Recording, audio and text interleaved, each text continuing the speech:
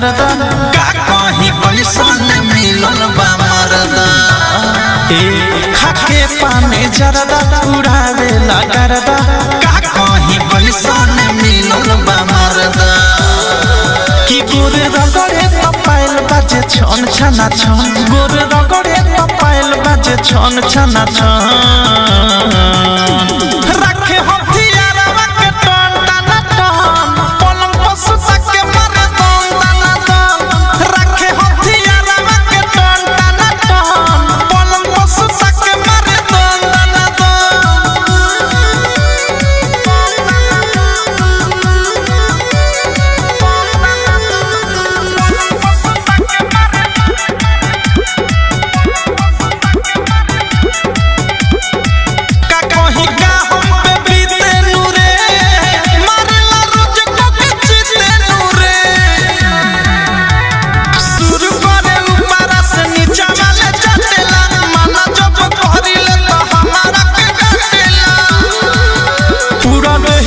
गन गाना गन पूरा दहिया करे लागे गन गाना गन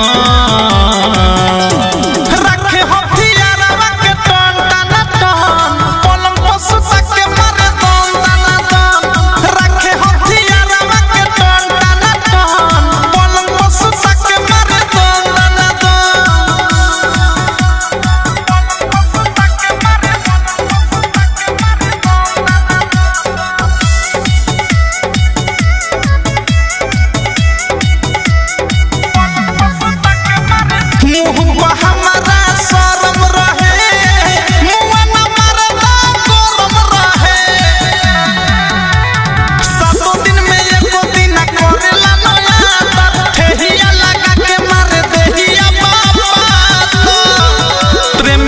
रहे सन सना सन औधे सालोक गोलू रहे सन सना सन